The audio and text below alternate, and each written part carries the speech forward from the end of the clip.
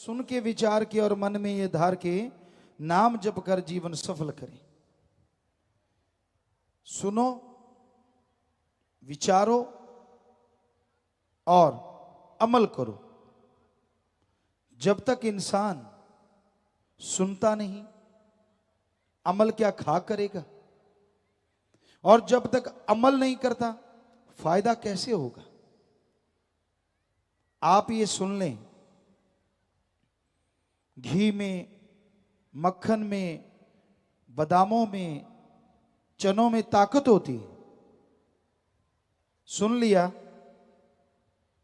पर उनको लेके नहीं आए, तो क्या सुनने से आपको वो ताकत मिल गई? नहीं मिली। ठीक है, आपने सुना, विचारा, मतलब ले आए। अब बात रहेगी अमल करने की। अब सामने रख लो बादाम, घी, दूध और उनको माथा टेकते रहो, धोख मारते रहो। क्या आपके शरीर में ताकत आ जाएगी? क्या आपके शरीर को शक्ति मिलेगी? नहीं मिलती। क्योंकि अमल जब तक खाते नहीं, मानते नहीं, तो कैसे फायदा होगा? अब उसे खा लेंगे, स्वाद का भी पता चलता है और ताकत भी आ जाती है। तो उसी तरह सत्संग है, सुनो, विचारो और अमल करो। मान लो, जब तक मानोगे नहीं, कैसे उसका पूर्ण फल आपको मिलेगा? कैसे पूर्णतः आप मालिक की कृपा दृष्टि के काबिल बनेंगे? तो ये अति जरूरी है कि पीर फकीर जो अल्लाह वाहिगुरु की बात कहते हैं उसको सुनो, मानो, तो फायदा है। अगर मनमते चलना है तो फिर आने वाले भयानक कर्मों का सामना आपको करना होगा। वो भयानक कर्म पता नहीं किस आड़ में कहां छुपे बैठे हैं। जन्मों जन्मों के भयानक कर्म। 84 लाख शरीर है। अगर एक एक कर्म भी माने तो 84 लाख संचित कर्म है। पर हर शरीर का एक कर्म नहीं है। जितना शरीर पावरफुल, उतने ही काल महाकाल उनसे भयानक कर्म करवाता है। और वो कर्म जैसे पेड़ पौधे, हाथी, शेर, चीता, तो वो कर्म वो शरीर नहीं उठा सकते। कर सकते हैं लेकिन उठा नहीं सकते। इसलिए वो कर्म आत्मा के खाते में जुड़ते जाते हैं। मनुष्य शरीर ऐसा सक्षम शरीर है, ऐसा पावरफुल शरीर है, शक्तिशाली शरीर है, जो किसी भी तरह के कर्म को उठाने में सक्षम है, ताकत रखता है कि वो कैसे भी भयानक कर्म को उठा सकता है। तो वो सारे संचित कर्म काल इस शरीर पे डाल देता है। क्यों? क्योंकि ये शरीर इतना सक्षम है, इतना सक्षम है कि ये प्रभु का नाम लेके, अल्लाह वाहिगुरु का नाम लेके इस मृत्युलोक में मालिक को साक्षात प्रकट कर सकता है। उसके नूरी स्वरूप के दर्शन कर सकता है और जिससे जन्मों जन्मों के पाप कर्म चुटकियों में जल के राख हो जाते हैं। जब भी नूरी स्वरूप के दर्शन हुए तो जन्मों जन्मों के पाप कर्म कट जाया करते हैं। जैसे गुरु मंत्र लिया, इस शरीर में जो आपने पाप कर्म किए वो उसी दौरान कट जाया करते हैं।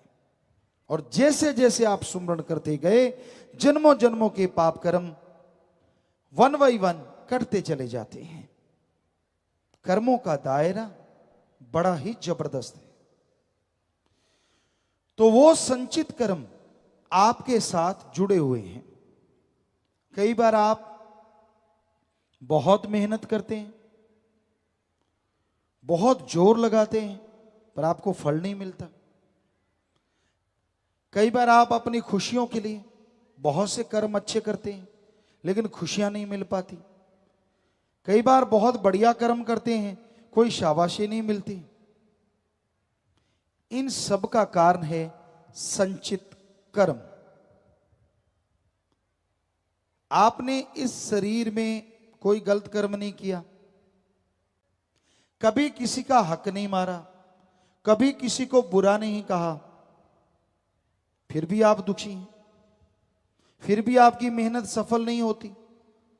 उसका कारण एक ही होता है कि आपके जन्मों जन्मों के पाप कर्म आपके आड़े आ रहे हैं, आपके रास्ते में आ रहे हैं। उनको काटने के लिए आपने क्या किया ये बताइए। कहते जी बड़ा पुण्य किया, बड़ा लोगों का भला किया, सबके अच्छे के लिए सोचते रहे, प्रार्थना की। पुण्य करने से, अच्छा सोच लेने से पाप कर्म कटते नहीं, आने वाले टाइम में आपके अच्छे कर्म बन जाते हैं। पाप कर्म काटने का, चाहे वो देवी देवता हैं,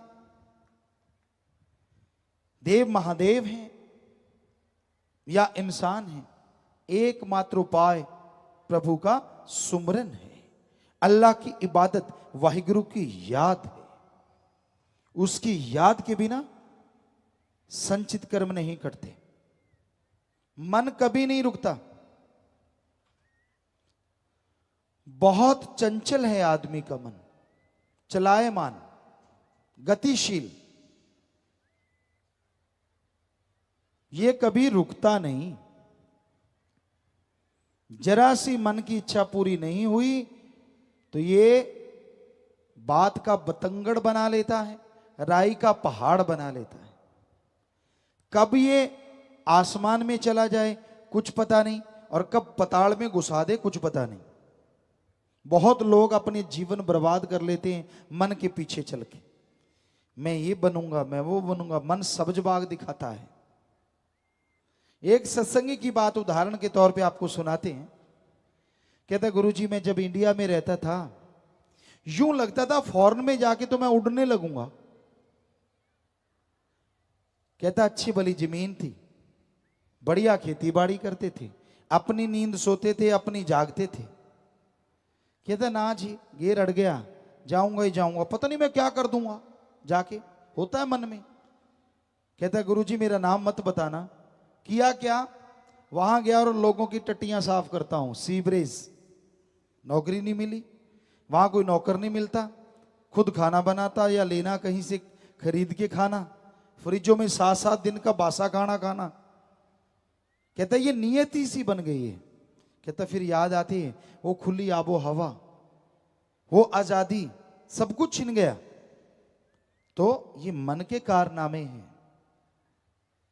एक पुराने टाइम में गाना आया करता था, ना जा बर मेनू लेक जाणगे नाले। कि ये जो कर्म है ना ये साथ ही जाते हैं, यहां मर्जी घूमते रहो। ये नहीं है कि वहां आपके लिए आओ जी बेड पे बैठो जी, स्प्रिंग लगे हुए हैं आपकी मसाज करते हैं आ जाओ, ऐसा नहीं है। यहां तो फिर भी मां बाप का साया, अपनापन होता है। जब आदमी ज्यादा ही करता है तो कई बार वहां हार्ड वर्क करने पड़ते हैं, छक्के छूट जाते हैं, ना इधर आने का ना उधर रहने का, ऐसा लोगों ने बताया। हम तो मन की एक छोटी सी बात बताते हैं, इसको कुछ भी मिल जाए ये शांत नहीं होता। कितनी खुशियां मिल जाएं, कितना नाम मिल जाए, ना जी इसके तो यहां अब खेतों में से आए हैं तो बात ख्याल में आ गई। कई बार पानी लगाते और पानी लगाते लगाते फावड़ा हिलने लगता, कहते यार इसके फाना ठोक दे गिल्ला करके। वो अच्छी तरह से एक दूसरे से फावड़ा लेके फाना ठोक देते, या कहीं ईंट पड़ी होती उससे ठोक देते। अब गिल्ला फाना एक बार चला गया फिर निकलता नहीं था, क्योंकि फूल जाता था। वैसे मन का फाना है, जब ये अड़ जाता है ना फिर फूलता है और फिर निकलता नहीं, आदमी को बर्बाद करके छोड़ता है। तो मन के कहे चलो मत कोई, गुरु कहे करो तुम सोई। ये भवजल में गोते खिलवावे, ये गुरु से बेमुख करवावे। ऐसा है मन। इसके कहने से ना चलो, ये गुरु से बेमुख दूर करवा देता है, भवसल में दुनियादारी में बुरा हाल करवा देता है। मन बड़ी जालिम ताकत है, बहुत ही जालिम ताकत। मन पे एक बात ख्याल में आई, एक बुजुर्ग औरत थी, आपको कई बार बात सुनाई। उसने घर में 2 पालतू जीव रख रखे थे, एक बकरा और एक बंदर। बंदर आपको पता है चंचल होता है, वो टिकता नहीं, एक जगह बैठता नहीं, कूदता फांदता भागता दौड़ता रहता है। तो औरत एक दिन सब्जियां काट रही थी, कुछ फ्रूट वगैरह खा रही थी। अचानक ख्याल आया कि मेहमान आएंगे, कुछ सामान बाजार से ले आऊं। थोड़ा बादल थे, थोड़ा बरसात का मौसम तो नहीं था, लेकिन उसने सारा सामान वहीं छोड़ दिया। निगाह मारी, बकरा भी बंधा हुआ है, बंदर भी बंधा हुआ है। वो चली गई सामान लाने। अब जब सामान लेके वापस आई तो क्या देखती है, बकरा खुला हुआ है, सारा सामान सब्जियां फ्रूट चट कर रखा है। अब बुढ़िया को गुस्सा आ गया, उसने डंडा उठाया, आप देखा ना ताप, बकरे के दे दनादन दे दनादन। अब बंदर छलांगे मार रहा है, तालियां मार रहा है जोर जोर से। अब ऊपर से एक आदमी काफी देर से बैठा हुआ था, वो कहने लगा, चाची ताई ये क्या कर रही हो? कहने लगी, अभी कर रही हूं, मर जाने ने सारा खा लिया मेरा बकरे ने सामान, मैं पीटू नु तो क्या करूं? कहने लगा, ताई सुन, ये बकरे ने नहीं किया। कहता मैं देख रहा था, बंदर ने अपना रस्सा खुलवाया, सारा सामान चट कर गया, और जब सारा सामान खा लिया, बकरे का रस्सा खोल दिया, खुद गल में रस्सा डाल के आराम से बैठ गया। अब पिटाई बकरे की हो रही है, कारनामा बंदर ने किया है। तो कारनामा तो आपका मन करता है, भुगतती आत्मा है, फिर आप तड़पते हैं, बेचैन होते हैं, परेशान होते हैं। आपके सारे सब्ज बाग, बने बनाए महल पल में धराशायी हो जाते हैं। फिर ना तो वहां मां, ना बाप, ना बहन, ना भाई, एक ही दोस्त, एक ही मित्र होता है, गुरु सतगुरु मौला दाता, अल्लाह वही गुरु गौड़ खुदा। क्योंकि गुरु उसका पता बताता है। आदमी अपने पीर फकीर को, सतगुरु मौला को याद करता है तो वो तो हर जगह साथ देता है। पर अगर कोई उसका वचन ना माने, क्योंकि वचन तो वाहिगुरु राम अल्लाह का होता है, ईश्वर का होता है, और संत तो सुनाने वाले होते हैं। ये माइक की आवाज नहीं है, ये तो एक माध्य है, मीडिया है। जैसा बोलेंगे वैसा स्पीकरों के द्वारा आप तक पहुंच जाएगा। वैसे ही फकीर एक माइक की तरह होते हैं। जैसी में आवे खसम की बाणी, तैसड़ा करी ज्ञान बिला लो। कि जैसा खसम अल्लाह वाहिगुरु गौड़ खुदा रब ख्याल देता है, वैसी ही आवाज आती है, वैसी ही बात आती है। तो इसलिए संत महापुरुष कहते हैं कि भाई उस अल्लाह के, उस वाहिगुरु के, उस राम के वचन सुनो, और वचन सुन के अमल किया करो। संत कभी किसी का बुरा नहीं करते। अजी वो तो बुरा सोचते नहीं, करना तो दूर की बात, सबके लिए दुआ करते हैं, प्रार्थना करते हैं, विनती करते हैं। ये अलग बात है। लोगों को उनकी बात कई बार पसंद नहीं आती, क्योंकि संत मन के उल्ट बात करते हैं और लोग मन मते चलना चाहते हैं। यानी वो चाहते हैं कि बात तो हमारे वाली हो, मोहर संतों की लग जाए। कई बार आपको सुनाई एक बात और ख्याल में आ गई। बहुत पहले की बात, एक सज्जन आए और कहने लगे, गुरुजी मैंने ट्रैक्टर लेना है, कौन सा लूं? हमने कहा भाई कितनी जमीन है? कहता 2-3 एकड़, ऐसा कुछ बोला। तो हमने कहा आयशर ले ले, थोड़ी जमीन, थोड़ा खर्चा होगा, फायदा होगा। कहता जी हिंदुस्तान ले लूं। हमने कहा भाई हमसे पूछता है कि खुद बताता है? अगर हमसे पूछता है तो हमने तो जमींदारा किया है, हमें लगता है 2-3 एकड़ के लिए आयशर ठीक है, खर्चा कम रहेगा। कहता वो तो आपकी बात ठीक है, पर अगर हिंदुस्तान ले लूं? तो हमने कहा ले ले, लगवा ली ना मोहर। इसमें मोहर क्या है? आपका मन चलायमान है, आप मनमते चलना चाहते हैं, फिर एक दिखावे के तौर पे मोहर लगाना चाहते हैं कि लगा दीजिए। तो आप जब धक्का करते हैं तो वो संतों के वचन नहीं होते, आपकी मन मर्जी होती है। आप अपनी मन मर्जी को फकीर के सामने रख के खुद ही पास करवा के चले जाते हैं। संत तो मन के उल्ट बात करते हैं कि मन की ना मानो, ये लारे लगा के नरक ले जाए बुरा होगा हाल।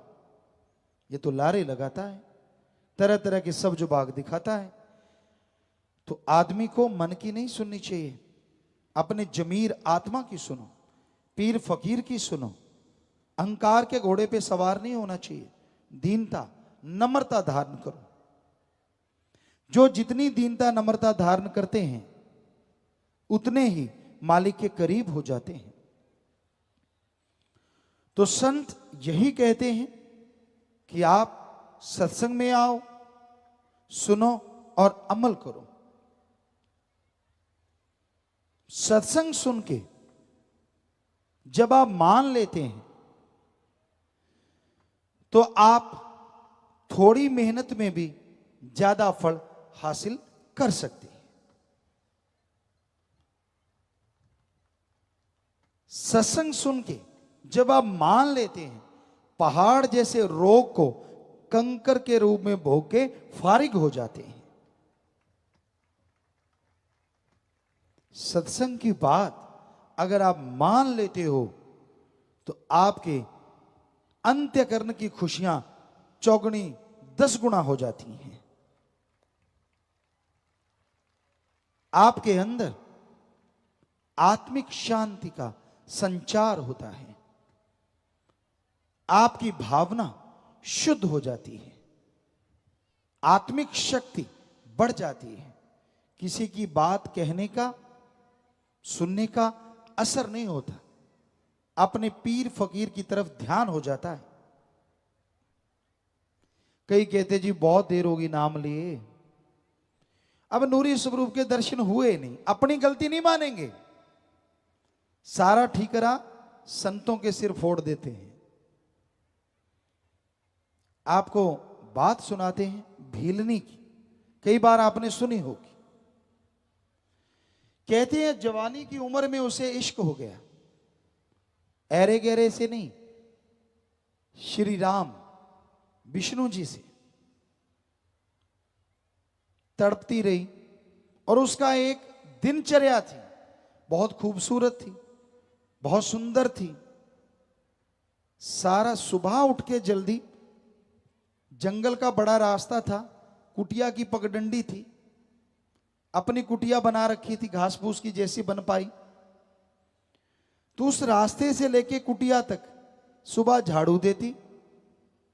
जंगल वन में बहुत फूल थे, फूल तोड़ के लाती। जरा ध्यान से सुनिए, उस पगडंडी पे फूल बिछा देती और पालथी मार के इंतजार करती कब दर्शन होंगे, कब दीदार होंगे। शाम को उसी तड़प में जंगल से कुछ बीनती, खा पी के सो जाती। फिर सुबह उठती, उन फूलों को अलग कर देती, नए वाले बिछा देती। जवानी से अधेड़ और अधेड़ से बुढ़ापा आ गया। वहां के ऋषि जो भी जाते उसे बावरी कहते। ये तो बावरी है, पगली है। अरे कौन बैठी है? पगली बैठी है। बिचारी के दांत भी चले गए, कुछ कुछ सफेद हो गया सिर, बुजुर्ग अवस्था आ गई, लेकिन वो रूटीन नहीं बदला। रोजाना सुबह फूल बिछाने और बिछा के ये पगडंडी है, सामने बैठ जाना, आएंगे भगवान, ऐसा तो हो नहीं सकता। भीलनी की ना सुने, आएंगे जरूर। बैराग में रोती रहती, सुमरन करती रहती, और एक दिन सामने क्या देखती है? कोई जटाधारी, बहुत ही खूबसूरत, और अंदर से पता चला कि मेरा भगवान आ गया, चला आ रहा है, और उसके साथ एक और नौजवान है। निगाह मारती है, अश्रुधारा आगे से डबल हो जाती है। ओ, ये तो मेरे भगवान है। पांव को छूती है। अहो भाग्य, आजकल के कलयुगी जीवों की तरह उड़ाम्बे नहीं देने शुरू की थे। इन्ना चिर होगा आया नहीं, मर गई मैं था। ये कलयुग है, वो भी कोई टाइम था। आज तो थोड़े दिनों में पूछ टेढ़ी हो जाती है, बड़ खा जाते हैं बैठे बैठे। तो उसने कोई उलाहना नहीं दिया, कोई ताना नहीं मारा, पांव को चूमती है, आंखों पे लगाती है, हाथों को छाती पे लगाती है, पांव से लिपट जाती है, बैराग में रोती चली जाती है। अंदर घास फूस की एक सेज बनाई है, वहां बिठाती है, पांव धोती है। आपको दुख तो नहीं हुआ? आप मेरे लिए कितने जंगलों में कष्ट सहते हुए इस कच्ची सी झोंपड़ी में आके बैठे हो, कितना रास्ता तय करके आए हो, आपको कोई तकलीफ तो नहीं हुई? तड़पती है, बैराग बढ़ता जाता है। हो, मैं कैसी पगली हूं, सारे पगली कहते हैं, मैंने तो आपको कुछ पूछा ही नहीं। पानी देती है, बेर रखे हुए हैं, चुन चुन के रखती है, रोज थोड़े खराब होते बदल देती है, और बेरों को खाना शुरू करती है। बेर खाती है, जो मीठा है वो श्री राम जी को देती है, और जो दूसरा उसको फेंक देती है। श्री राम जी खाते हैं, लक्ष्मण देखता है ये क्या कर रहे हैं भैया, अरे इसके जूठे बेर। बुजुर्ग है, कपड़े बेचारे के फटे हाल हैं, पर ये तो भक्त और भगवान ही जानते हैं ना कि उसमें कितना आनंद होता है, कितनी लज्जत होती है। कहती प्रभु आपको कैसे लग रहे हैं? कहते सच बताएं भीलनी? कहते हाँ, इतना स्वादिष्ट भोजन हमने जिंदगी में कभी किया ही नहीं। तो ये है मालिक के प्यार की बात, सच्चाई कहानी नहीं है, ये हकीकत है। और आज का कलयुग, आज भी भीलनी जैसे भक्त हैं जो अल्लाह वाहिगुरु मालिक के प्यार में डूबे हैं, पर ऐसे भी हैं भक्ति कम करते हैं, ताने ज्यादा देते हैं। यार कब से सिमरन कर रहा हूं, कब से भक्ति कर रहा हूं, तू चलो भक्ति को खरी कसपटी पे कर उतार के देख ले, क्या तेरे को गुस्सा नहीं आता? क्या अहंकार नहीं आता? क्या काम वासना, क्रोध, लोभ, मोह, अहंकार, मोह, ममता, क्या इनमें नहीं डूबता? डूबता है तो अभी तक तो तेरी सफाई नहीं हुई, रूहानी स्वरूप कहां से प्रकट हो जाए? वो तो उस अधम इब्राहिम जो राजा था, जिसके ऊपर कबीर जी ने कूड़ा करकट क्या गंदगी जब गिरा दी थी, तो उसने ये बोला था कि वाह पाने वाले, मेरा मन अहंकारी इसी के काबिल था। वो तो अभी दूर की बातें हैं, अभी तो तेरे अंदर का ही कचरा साफ नहीं हुआ।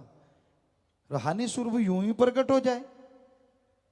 होता है, 100% होता है, लाखों के हुआ है, लेकिन जब हृदय साफ हो जाता है, भावना पवित्र हो जाती है, जब प्रबल इच्छा हो जाती है, आपके मन के अनुसार अल्लाह वाहिगुरु राम नहीं चलता, उसके अनुसार आपको चलना होता है। यही है रूहानियत, यही है सूफियत। ये नहीं कि आप जैसा चाहें वैसा भी होता रहे और नूरी स्वरूप भी प्रकट हो जाए, वे आ भाई तेरे बिना तो मेरे बाजू आंकड़े पड़े थे। ऐसा नहीं है, आपने उसको पाना है। वो तो आपको रोज ही देखता है, उसने तो आपको बनाया है। ये नहीं कि वो आपको नहीं देखता, आपने उसको देखना है। तो अपने अहंकार को थोड़ा ढीला करो, खुद ही को इतना ना ऊपर लेके जाओ कि उसी में डूब जाओ, गिर जाओ और चकनाचूर हो जाओ। दीनता, नम्रता धारण करना चाहिए। अच्छे कर्म, सत्संग मिला, और अच्छे कर्म आप सुन रहे हैं, और अच्छे कर्म बन जाएंगे अगर सुन के अमल कमाएंगे। सारे रास्ते की बाधा दूर हो जाएगी, सारे बंधन टूट जाएंगे। पर अमल तो कीजिए। हम तो हाथ जोड़ के प्रार्थना करते हैं कि जो आपको समझाते हैं कभी माना करो। आपका दिल दुखाने के लिए, आपको नीचा दिखाने के लिए, आपको छोटा बनाने के लिए हम नहीं बोलते। सबसे छोटे हैं हम तो खाक हैं, चौकीदार हैं, आपकी जुतियों में भी बैठने को तैयार है। पर हमारी ड्यूटी है, गुरु मुर्शिद ने लगाई, सो वो बोल के आपको समझा रहे हैं, और कोई आप पे धौंस नहीं जमा रहे। आप अपने बेटे पे धौंस जमाते हैं जब बताते हैं कि बेटा अंगार है हाथ में मत लेना, बेटा ये सांप है हाथ में मत पकड़ो। क्या वो धौंस होती है? नहीं होती ना, वो केयर है। आप केयर टेकर हैं अपने औलाद के। वैसे ही जो भी भगवान की औलाद है वो सब की सब संतों की औलाद होती है। संत केयर टेकर होते हैं, वो बताते हैं ऐसे कर्म ना करो वरना भोगना पड़ेगा, ऐसा कर्म ना करो वरना भोगना पड़ेगा। आपको गुस्सा आता है, और स्पिरिट कहां लगता है पता है आपको? आपको कई बार सुनाया है। अब एक फव रुई के छोटे से फवे में आप स्पिरिट भर लो और यूं बॉडी पे लगाओ, नहीं लगेगा।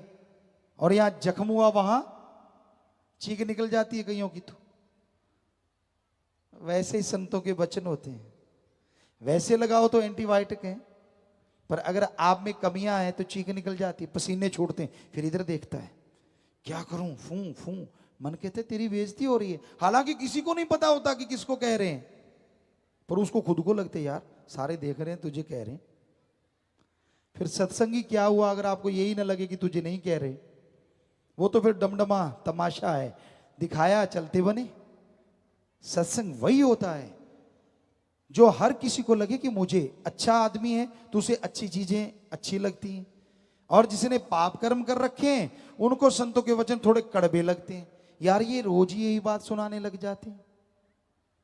इसलिए स्पिरिट को सहज मते से लो, आपका फायदा करेगा, आपका जख्म भर जाएगा। टेंशन ना लो, गुस्से में मत आओ, अकड़ो मत, अकड़ू चंद ना बनो, कभी नर्म चंद काली घटा घनघोर की तरह। पर सतगुर पीर फकीर जो बात कहते हैं वो मालिक के वो वचन होते हैं जो सूरज के मानिद हर टाइम घटा को फाड़ के बाहर निकल आता है। सो आप पे अगर मन की घटा घनघोर छाई हुई है तो सुमरण करना शुरू कर दो, परमार्थ करना शुरू कर दो। अरे छोड़ दो बदियों को, छोड़ दो बुराइयों को, नाता जोड़ लो नेकी से भलाई से। अल्लाह राम मालिक वाहिगुरु गौड़ खुदा रब की भक्ति इबादत से यकीन मानो वो आपके मन और भयानक कर्मों के उस काली घटा को चीर के बाहर निकाल देगा और आप खुशियों से लवरेज हो जाएंगे। मानो तो सही, अमल तो करो, क्योंकि माने की गति कहीं ना जाए, ना माने पीछे पछताए। मान लो, सुन लो, अमल कर लो, तो जो गति होगी वो कहने सुनने से परे अच्छी होगी। आप बेइंतहा खुशियां हासिल करेंगे, आप बेइंतहा मालिक की दया में रहमत को प्राप्त कर लेंगे। यहां भी आपके कोई कमी आती है, यहां भी आपको कोई परेशानी, खास करके सत्संगी भाई जो राम नाम से जुड़े, काम धंधे में रुकावट आ गई, सेहत खराब हो गई, बीमारियां आ गई, टेंशन है, चिंता है, कोई ना कोई और परेशानियां खड़ी रहती हैं। इनके कारण तो यही हैं, या तो काम वासना में आप तंग हैं, या फिर क्रोध के पीछे मजबूर हैं, या लोभ लालच में पड़ गए, या परिवार के मोह ममता में दुखी हैं, या फिर आपको अहंकार आया हुआ है, या फिर मन और माया ने तड़फाया हुआ है। और इन सब का मेन कारण है कि आपने वचनों पे अमल न करने का एक तरह से कसम खाया हुआ है। वचनों पे अमल कर लो, नाम जपो, सेवा करो, सुमरन करो, परमार्थ करो, कमाई का हिस्सा अपने घर में निकाल लो। अगर आपको किसी पे डाउट है, कोई भी आसपास भूखा है, प्यासा है, बीमार है, उसका इलाज करवा दो जाओ, तो हम आपको गारंटी देते हैं मालिक की दया में रहमत 100% बरसेगी ही बरसेगी। और कैसे बताएं आपको, क्या घोल के पिला दें? बेपरवाजी फरमाते, वो भी पिला रहे हैं, कोई पी के अमल करे तो ना। बेपरवाजी आम फरमाया करते, हम किसी से सुनी सुनाई बात का यकीन कभी नहीं करते। जो सतगुरु ने हमसे वचन किए सामने रूबरू, बहुत बार बेपरवाजी वचन करते, दिल करता है कुछ घोल के पिला दे, पल में सबको निज धाम पहुंचा दे। तो घोल के भी पिला रहे हैं कि यहां भी, क्योंकि उनके वचन थे तो पिलाना तो था ही उन्होंने। तो भाई ये उनके वचन हैं, पर कोई उस पे भी अमल करे तो ना। पानी समझ लो पानी है, शरबत समझ लो शरबत है, और फकीर कह दे कि नहीं ये तो भाई अमृत है, कोई सुन के उसको मान ले कि ये हरी रस है, ये तो भाई फलां चीज है। तो अगर फकीर कह दे कि ये अमृत, और पानी भी पकड़ा दे एक बूंद, तो अमृत से भी बढ़ के बन जाए दृढ़ विश्वास वाले के लिए, यकीन करने वाले के लिए। रूहानियत में ना तो दिखावे से संत पीर फकीर या मालिक खुश होते हैं, ना कोई पाखंडवाद से, ना आपकी अकल चतुराई से, ना कोई और किसी गुण से, यहां तो अमलों से बेड़े पार हैं। संत कोई गारंटी नहीं लेते कि आप पे रहमत होगी या आप पे आपकी बीमारियां ठीक होंगी, वो गारंटी लेते हैं कि अमल कर लोगे, अरे ये बीमारी तो क्या, आवागमन भी खत्म होगा और मालिक के नूरी स्वरूप के दर्शन भी होंगे। इन चीजों की तो बात ही क्या है, ये गारंटी देते हैं संत, पर साथ में शर्त रखते हैं अमल मानो, किसी की बातों में पाखंड में मत आओ, किसी के झांसे में मत आओ। जब मालिक से प्यार लगता है ना, बड़ा ही अच्छा लगता है। जब मनमते लोगों की उंगली वालों के चक्कर में इंसान फंस जाता है, तो मालिक से दूर होना शुरू हो जाता है। लगा लगा प्यार तो बड़ा ही अच्छा लगता है। एक बात आपको बताते होते हैं कई बार, जब गधा हींगता है ना, कितनी जोर से हींगता है, पहली आवाज उसकी, हालांकि उसकी आवाज कर्कश होती है, पर बहुत बड़ी आवाज होती है, ढेंचू, बहुत बड़ी, लेकिन धीरे धीरे ढेंचू ढेंचू। ऐसा ना कि अगर मन के गधे को रोका करो। पहले पहले जब प्यार प्यार लगता लगता तो कहता मेरे को तो सदगुरु पूरा मिला, मैं ये करूं वो करूं फलां करूं, अब और क्या चाहिए। और फिर जब किसी गधे का संग हो जाता है और फिर वो रेंगना धीरे धीरे बस शांति होता चला जाता है। कहता ना ना अब तो मुझे पता चल गया, पहले तो पता नहीं था। क्या पता चल गया तुझे, क्या समझ गया तू? 4 आदमी चुगली निंदा करने वालों की बात सुन ली, किसी निंदक की बात सुन ली, बस ये पता चल गया। संत तो शरेआम कहते हैं, कबीरा सब ते हम बुरे, हम तज भला सब कोय, जिन ऐसा कर माने मीत हमारा सोए। हम तो कहते नहीं कि हम कोई बड़े, हम तो चौकीदार हैं, खाकसार हैं, आपके जूतों में भी बैठने को तैयार हैं, हम में तो कोई मान बढ़ाई नहीं। तो हम तो उस मालिक की चर्चा बताते हैं आपको, उससे जुड़ो, उसका नाम जपो, उसकी भक्ति इबादत करो, फिर देखो नजारे, कितनी खुशियां मिलती हैं, कितना आनंद मिलता है, कितना परमानंद मिलता है। पर आप तो मानते ही नहीं, अमल करते ही नहीं। तो भाई अमल करना सीखो। भक्ति कर कर काल ने हमको जी रिझा लिया, जून 84 की जेल में तुमको है फंसा लिया, माया के जाल में फंस गए वापिस अब ना आएंगे। काल ने, कोई कहता है 72 चौकड़ी, कोई कहता है 84 चौकड़ी, भक्ति की इबादत की। मालिक ने काल को बनाया, सृष्टि की रचना करवाई, और सारे बुत बन गए, सारा साजो सामान बन गया, शरीर बन गए, लेकिन उनमें कोई हरकत नहीं थी। बेजान बुत, बेजान चीजें। तो कहते काल को आया कि अगर इनमें जान हो तो ये कैसे चलेंगी, कैसे होगा, क्यों ना रौनक पड़े। उसने भक्ति की, इबादत की, मालिक को खुश कर लिया, और ये कहा कि इनमें आप जान डाल दें। तो मालिक ने कहा ठीक है।